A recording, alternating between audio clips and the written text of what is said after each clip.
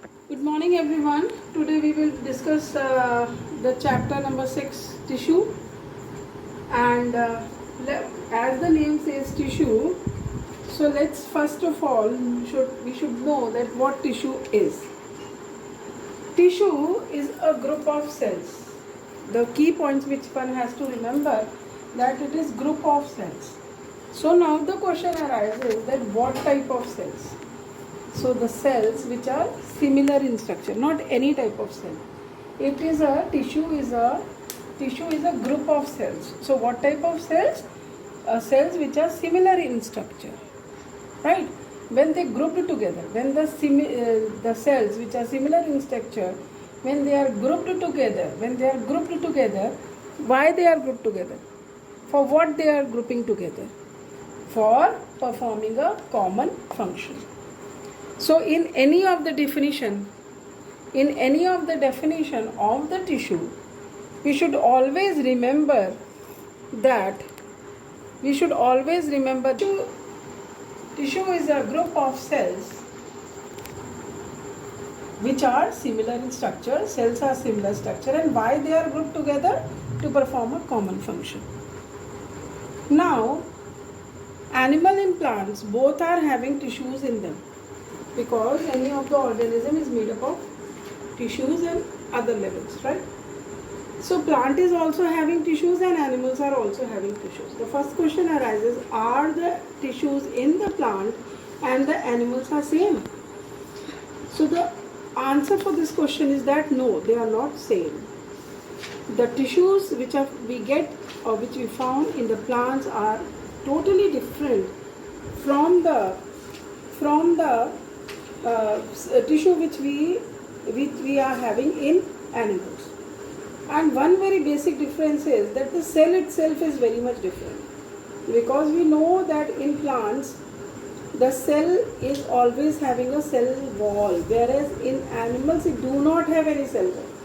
When the cells are not similar, how the tissue can be similar, right? So here we will discuss on plant tissues.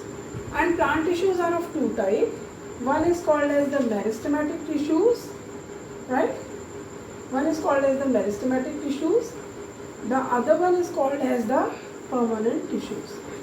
So the basic difference in the meristematic tissues and the permanent tissues is that the meristematic tissue never lose their ability or their capability of division. The meristematic tissues they keep on dividing throughout their life. They never lose this property. They keep on forming the new cells by the process of division. And the permanent tissue, once they get divided, they do not divide further. They lose the property of the division. That's why they are called as the permanent tissue. That means they attain a definite shape and a function. They become permanent in the shape and in the function, because they are not further going to divide. They are not going to form the new cells. That's why they are called as the permanent tissues, right? So here I will be discussing a little about the meristematic tissues. So one should know that what type of cells which are forming meristematic tissues. So if we see the cells in meristematic tissue, we will find that the cells will be with prominent nucleus, right? They will have a very prominently we can see the nucleus, clear nucleus, right? Then the cytoplasm is very dense, means a good quantity of cytoplasm is there, right? Good quantity of cytoplasm is very important, because we know that this cell is again going to divide, because it is a cell of the meristematic tissue. So this cell will again divide, so it needs a plenty of cytoplasm. That's why the cells of the meristematic tissues are with the dense cytoplasm. Dense cytoplasm, again when cell division is going to be there, so the nucleus will also divide. That's why the prominent nucleus. And because they are having a very good amount of cytoplasm, that's why they lack vacuoles. Vacuoles we know, we have read it in the chapter cell, that vacuoles are the large empty spaces. Normally in most of the plant cells, vacuoles are very large, occupying the maximum place, maximum area in the cell. But here, because the cell has to divide repeatedly, so it do not have vacuoles in it.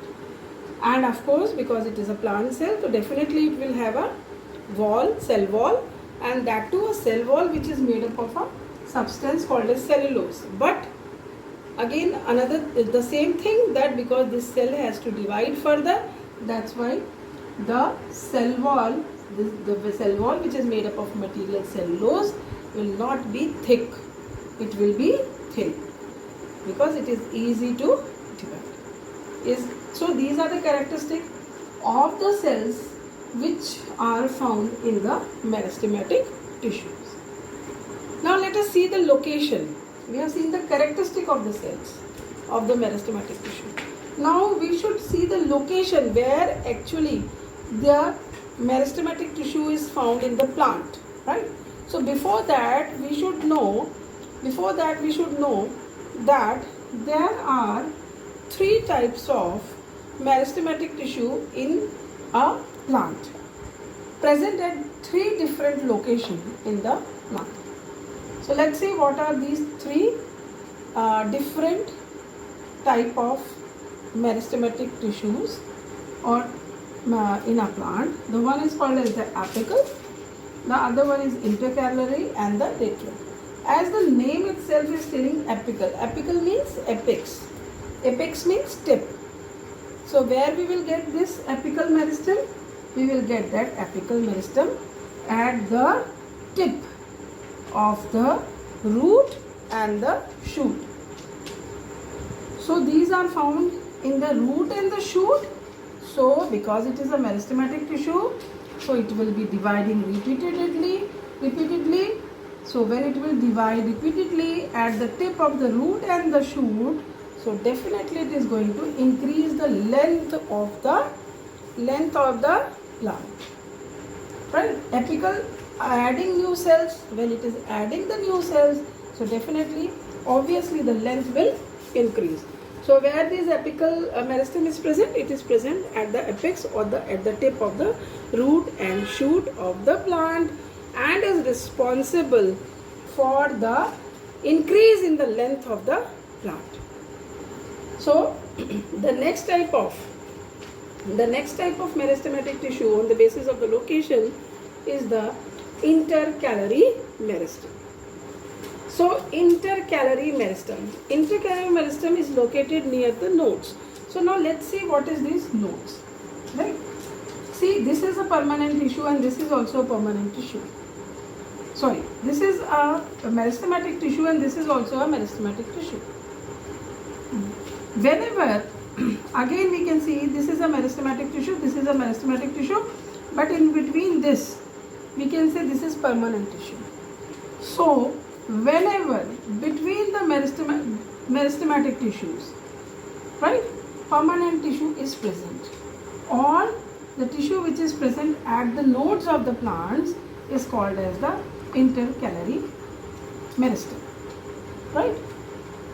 Again, if we go down and we will have a node here, so we will have again, right, we will again have here, let's suppose, so here again the permanent tissue is in between the meristematic tissues. Permanent tissue is there in between the meristematic tissue like this, right? So this is called as the intercalary meristem. So what is the function of the intercalary meristem? Let's see that what is the function of the intercalary meristem. If we see the function of the intercalary meristem, right? So they are present. These are whenever some vegetative propagation is done. So we cut the plant from their nodes because it is meristematic, so it is capable of giving rise to the new plants, right? Now the third type of the meristem which is there in plants is called as the lateral meristem, right? What is the use of the lateral meristem? Lateral meristem is helpful in increasing the width of the stem and the root.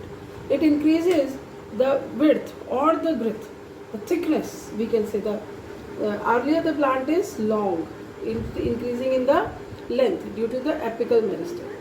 Then later on, after attaining certain height, it increases in girth, it increases its size, diameter, it increases its diameter, and this is only due to the presence of the lateral meristem in the stem as well as in the roots. Thank you.